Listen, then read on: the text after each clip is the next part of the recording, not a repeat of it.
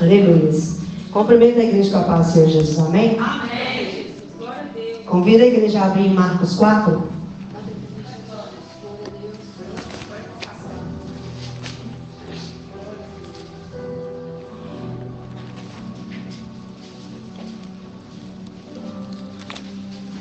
Marcos 4, versículo 35.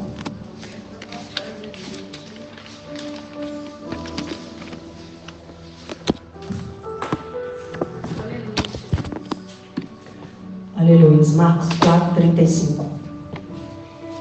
E naquele dia, sendo já tarde, disse-lhes: passemos para outra margem. E eles, deixando a multidão, o levaram consigo.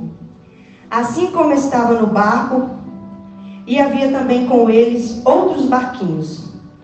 E levantou-se grande temporal de vento, e subiam as ondas por cima do barco, de maneira que já se enchia de água. E ele estava na polpa dormindo sobre uma almofada. E despertaram-no, dizendo-lhe: Mestre, não te importa que pereçamos? E ele, despertando, repreendeu o vento e disse ao mar: Cala-te, aquieta-te. E o vento se aquietou, e houve grande bonança. E disse-lhes: Por que sois tão tímidos? Ainda não tendes fé? E sentiram-se um grande temor, e diziam uns aos outros: Mas quem é este, que até o vento e o mar lhe obedecem? Amém. Poder se sentar. Amém. Eu creio que todos vocês que estão aqui nessa noite, eu assim creio que por algum momento na sua caminhada você se viu nessa situação do vento se levantar, de uma situação ser criada e você não saber como fazer, você desesperar. Eu tenho vivido nitidamente esta palavra nos últimos tempos e Deus tem me levado a acreditar no impossível dele, que ele vai manifestar no momento certo.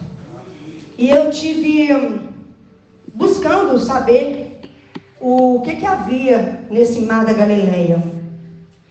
E eu descobri que o mar da Galileia era um mar que recebia muito vento do sul quente e do norte frio. Então, de noite, quase sempre tinha tempestades. Era muito bravio pelo choque de temperatura. Então, quase sempre tinha tempestade. E o que eu vejo na palavra, naquele dia sendo já tarde, eu vejo aqui que Jesus, para ele não era tarde. Talvez para os discípulos olhando, já era tarde. E devido a eles saberem, porque de certeza que eles sabiam como era aquele mar, eles foram obedientes àquilo que Deus determinou sobre eles. E eles foram, né? E disse-lhes: passemos para outra margem. E esse passemos, nós vemos que Jesus lançou uma palavra: passemos para outra margem. Então eles estavam seguros em quê? Em uma palavra. Porque se passemos, é porque ele ia passar, ia chegar do outro lado. Então eu vejo assim, na minha vida, tenho eu também os meus conflitos, e vivi exatamente isso aqui nos últimos dias, nos últimos meses, porque eu estava para fazer uma viagem para o Brasil, e chegou um momento que eu comecei a desesperar. O inimigo começou a lançar muitas setas, e começou um vento soprar dentro de mim, porque eu comecei a me angustiar e comecei a pensar: Jesus, né, será que eu vou mesmo? Não, vai acontecer alguma coisa na última da hora, eu não vou. E comecei a me desesperar dentro de mim. E não conseguia, cessar aquele pensamento. E Jesus já tinha lançado uma palavra sobre mim, porque ele já havia usado algumas pessoas. Mas eu cheguei num conflito tão intenso que eu entrei no meu quarto e eu falei com Deus: Deus, vai acontecer alguma coisa, eu não vou ir, eu queria muito ir, as minhas malas já estão prontas, já tem tudo preparado, eu já investi muito dinheiro, Pai, pelo amor de Deus, se eu não for, Jesus, como é que vai ser? Aí Jesus entrou no meu quarto e falou comigo uma palavra, e eu pedi a ele: Jesus, confirma comigo na palavra, porque eu sei que o Senhor já usou servos, o Senhor já confirmou, mas confirma comigo alguma palavra, eu preciso de descansar, mas não estou conseguindo. E Jesus virou para mim e falou: não sou homem para que minta, nem filho do homem para que se arrependa. Falaria e não cumpriria? Naquele momento eu chorei muito, eu falei: Jesus, o Senhor é muito fiel, muito obrigada. E a partir dali, o inimigo continua insistindo, porque ele é assim. Ele vem contra nós. Ele não cessa. Ele vem de novo e tenta fazer que o vento sopre de novo e tirar a gente da visão daquilo que Deus falou. Deus lançou uma palavra. Passemos. Você vai ir, você vai voltar. Calma. Mas ele tentou, e aí, quando vinha um pensamento, uma situação, eu lembrava da palavra. Não sou homem para que minta, nem filho do homem para que se arrependa.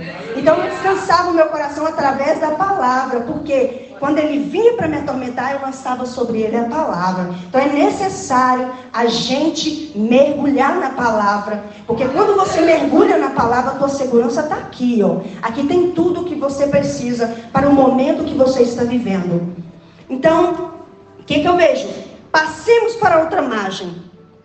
E eles deixando a multidão. E eles deixando a multidão. Era necessário deixar a multidão.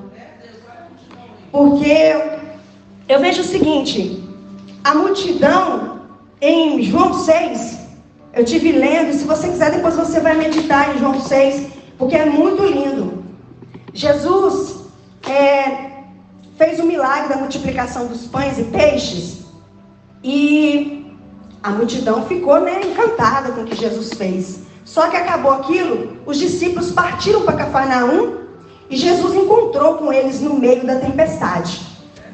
E o que acontece? A multidão no outro dia foi atrás de Jesus, porque a multidão estava interessada nos milagres que Jesus podia fazer por eles, trazer para eles. Eles estavam querendo mais pães e peixes. Então eles foram atrás de Jesus com um tipo de interesse. Eles não estavam presos em Jesus como os discípulos. Porque se você vê em João 6, chega um momento que Jesus começa a confrontar eles na palavra, e eles não suportam a verdade que Jesus dita. Então muitos deles começaram a não seguir mais, se dispersaram, não quiseram mais seguir Jesus. E Jesus, por um momento, confronta os discípulos: não querem vocês também irem com eles? Mas Pedro se levanta: para onde iremos nós, se só o Senhor tem palavra de vida eterna? Então, o que nós vemos? Os discípulos estão presos a Jesus pela palavra. Não estão presos a Jesus somente pelo milagre. Porque a gente não vive só milagre. Por exemplo, nessa palavra, houve um momento de vento, de tempestade. Então, nessa hora, eles tinham que se revelar naquele momento. Verdadeiramente, vocês querem estar com Jesus? Ou só por causa de milagre? Então, a multidão é um povo que, quando Jesus começa a confrontar, a apertar com eles, eles não ficam na presença dele. Eles não suportam. Porque só vêm atrás de Jesus com um objetivo. E é necessário a gente ter um encontro com Jesus, passar pelo processo e viver uma caminhada com Ele. Não sermos alguém que só tem interessado no que Ele pode nos conceder. E eu vejo que muitas pessoas entram, mas não conseguem criar raízes. Por quê? Porque não suportam na hora que o vento vem, na hora que o pastor tem que chamar a atenção para fazer do jeito que Deus está direcionando. Então não suporta. Por quê? Porque é multidão. Não querem ter um compromisso, não querem mergulhar. Então ficam o quê? Presos somente no milagre. Só vêm buscar Jesus quando a situação aperta. E Jesus quer levar eles a águas profundas. Porque você vê, na hora que os discípulos entraram no barco, a multidão ficou aonde? A multidão ficou ali, ó, no raso. Eles não mergulham na presença do Senhor, porque não suporta a verdade. Então, assim, nessa noite eu não sei se você é discípulo ou se você é multidão. Se você é multidão, tem um encontro com Jesus no profundo e comece a caminhar com Ele. Seja um discípulo na presença do Senhor e tenha águas profundas, viva água profunda com Ele. Então, continuando aqui a palavra. O levaram consigo, assim como estava no barco, e havia também com ele outros barquinhos. Mas aonde Jesus estava? Jesus estava no barco com os discípulos, porque Jesus tem compromisso com os discípulos. E levantou-se grande temporal de vento, e subiam as ondas por cima do barco, de maneira que já se enchia de água. Já se enchia, mas não encheu. O que a gente vê nessa palavra? Nesse momento que as águas se enchiam, eu começo a pensar como é que deve ter ficado Pedro, João ali naquela situação. E o Pedro ser sanguinário, naquele momento pode ser que ele, olha, não dá para mim mais, eu não quero mais, não sei o que eu vim fazer aqui.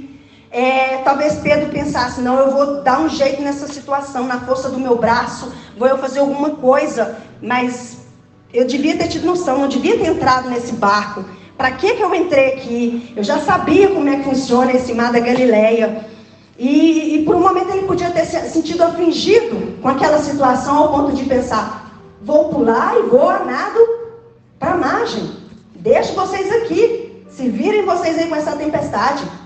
Mas não, naquele momento ele fica no barco, porque ainda que o vento sopra de um lado para o outro, ali era o lugar mais seguro, porque Jesus está no barco, porque independente da circunstância que eles estavam vivendo, Jesus estava no barco. Naquele momento talvez João podia ter se despertado, né? Algum deles, mas Jesus falou, passemos. Ele vai agir, mas o desespero entrou no coração deles e eles não conseguiram administrar a situação que estava acontecendo do vento, das águas começarem a entrar, e os olhos deles começaram a fixar pela tempestade e não olharam que Jesus estava no barco. As águas estão entrando, já se enchia, mas não encheu. Tem que se prender no momento que é da palavra. Jesus falou, passemos. Então assim, ele devia naquele momento ter dado um despertamento neles e lembrar, mas Jesus falou, passemos. Então assim, se prenda na palavra, aqui tem tudo. Se você está precisando de cura, a palavra tem cura para você. Jesus tem cura para você através da palavra dele. Se você está procurando aqui gerar, se você está querendo ter filhos, tem mulheres que Jesus abriu a madre. Sabe, tudo que você estiver passando, a palavra do Senhor é seu escudo, é sua proteção, é aquilo que vai te dar vida. Para o momento que você estiver vivendo a adversidade contrária, o pensamento negativo, a depressão está vindo, você não está entendendo o que está acontecendo, mas Jesus está no barco. Eu creio que todos nós que estamos aqui, Deus tem uma palavra sobre a sua vida. Jesus não nos deixa sem nenhum tipo de palavra, sem tipo de direção. Jesus estava com eles, então naquele momento eles se desesperaram e não olharam para o que Jesus estava fazendo. Jesus estava provando a fé deles. Jesus queria gerar neles fé, mas eles não se prenderam à palavra. E ele estava na popa dormindo sobre uma almofada. E eu tomei muita atenção porque Jesus estava ali no barco dormindo. Mas eu me intriguei muito porque há algum tempo eu já ando lendo essa palavra. Eu falei, Jesus, mas o que está caçando uma almofada dentro do barco? E fiquei pensando comigo, Jesus, qual o motivo de uma almofada? E a minha mente começou a pensar, uma almofada, qual o sentido da almofada? A almofada serve para quê, né, gente? Se a gente for raciocinar. Deitar, dormir, descansar. Falei, descansar, então é o motivo. Tinha uma almofada para descansar. Então o que Jesus queria ensinar? Descansar. E sábado eu estava aqui orando e Jesus falou comigo profundamente sobre essa palavra. Deus me deu mais uma diretriz daquilo que ele já tinha falado. Jesus disse para mim, eu dormia porque eu queria ensinar eles a descansar. E diante da situação que você está vivendo, você não consegue descansar e você se atormenta, você se desespera, você está caminhando com Jesus. Naquele dia, eles tinham passado um dia inteiro Jesus ensinando por meio de parábolas. Então, naquele momento, nada ficou. E dizendo-lhe, mestre, não te importa que pereçamos? E ele, despertando, repreendeu o vento e disse ao mar, cala-te, aquieta-te. O que eu vejo aqui que neste momento eles clamaram a Deus. O clamor resulta. Jesus ouve o nosso clamor. Ele sabe até onde Ele pode te levar. Ele sabe até onde você consegue suportar. Na verdade, Jesus quer gerar em você fé. Esse é o sentimento dessa palavra. O sentido dessa palavra é esse. Jesus quer gerar em você fé. Mas ele viu aquele povo atormentado. Ele viu que aquele povo estava desesperado. Jesus teve que acordar, porque senão o povo ia morrer. Porque chegou um momento que eles desesperaram tanto que Jesus teve que acordar e fazer alguma coisa. Mas não era isso que Jesus tinha. Jesus queria gerar neles fé, para fazer eles romper na presença dele. Jesus queria se apresentar a eles. Mas Jesus ouviu o clamor. Mas infelizmente nesse momento eles não conseguiram aprender que Jesus estava no barco e que era necessário confiar nele. Então, o que eu vejo? E o vento se aquietou e houve grande bonança. E disse-lhe, por que sois tão tímido? Ainda não tendes fé? E sentiram um grande temor e diziam uns aos outros, mas quem é este que até o vento e o mar lhe obedecem? A ver, eles não conheciam ainda Jesus. E Jesus já tinha feito tantas coisas, eles já tinham visto tantas coisas que Jesus fez ao longo da caminhada. E chegou neste momento de fazer essa pergunta, mas quem é este que até o vento e o mar lhe obedecem? Será que você é uma pessoa que está caminhando com Jesus e ainda não conhece Ele? Será que Jesus tem feito tantas coisas na tua vida, você vê Ele fazer milagres, agir por você, e depois você começa a perguntar, mas quem é este? Quando Jesus quer gerar em você fé, e você só fica focado no vento, na tempestade, na dificuldade, na luta, naquilo que você almeja na presença dEle. Foca na palavra, naquilo que Deus está te direcionando.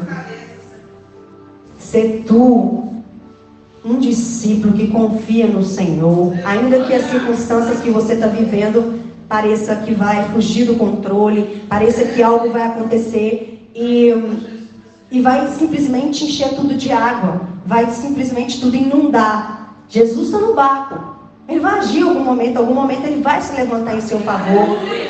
Que essa confiança que Ele quer gerar em mim, em você, venha de fato acontecer. Nós não podemos ser crentes que vivem na presença de Deus e que não confia, que não acredita que Ele há de fazer algo por nós.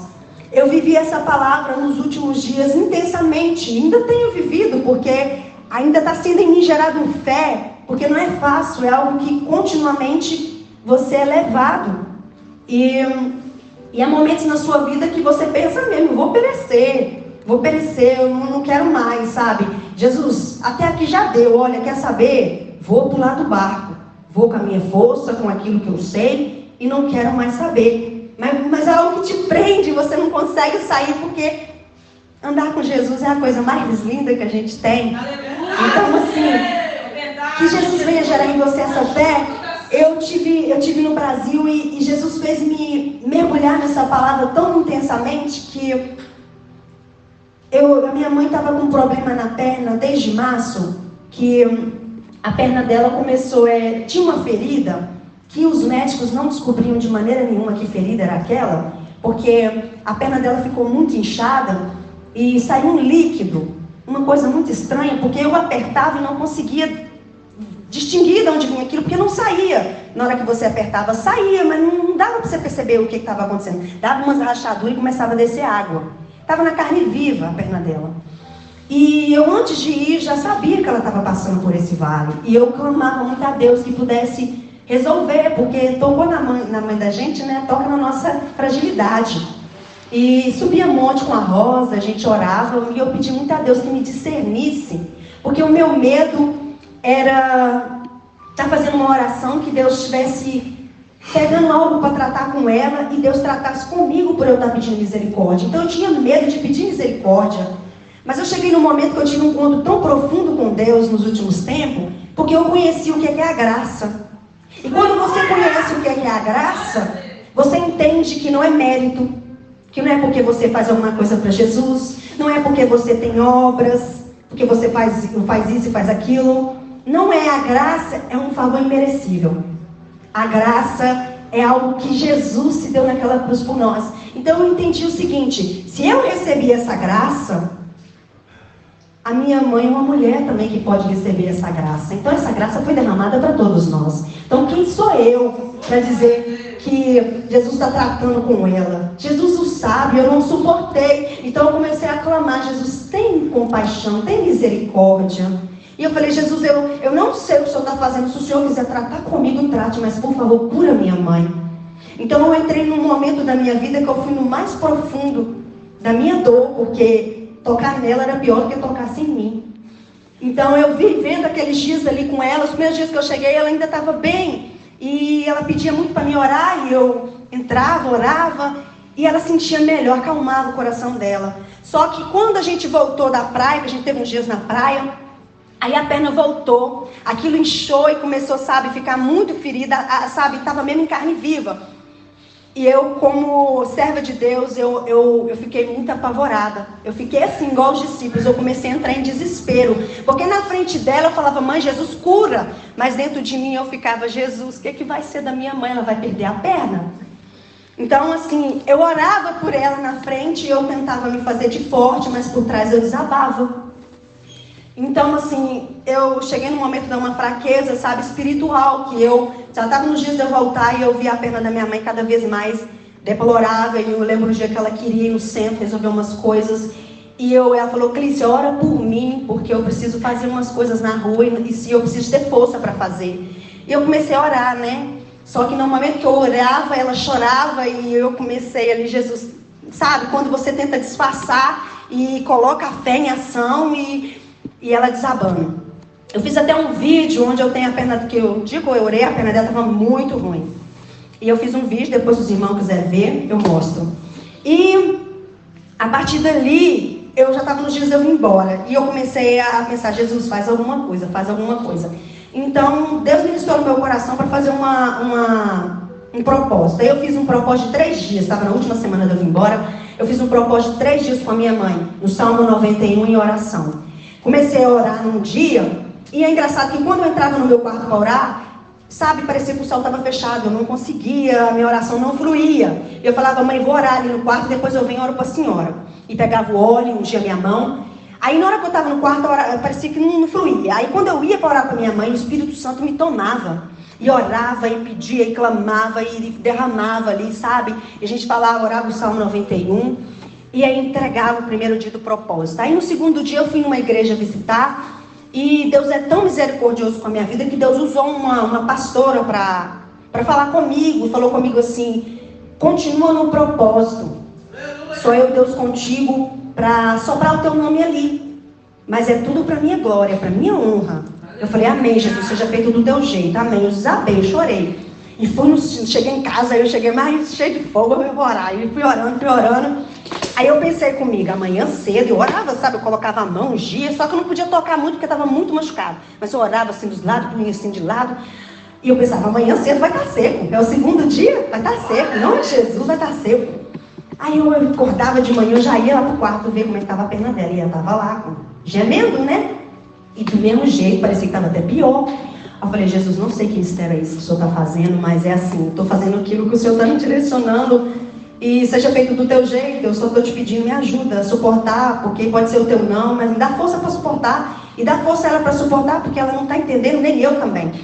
Então, no terceiro dia a gente fechou, a gente jejuou 3 dias nesse propósito. Em Salmo 91, nós duas orávamos, nós li o Salmo 91.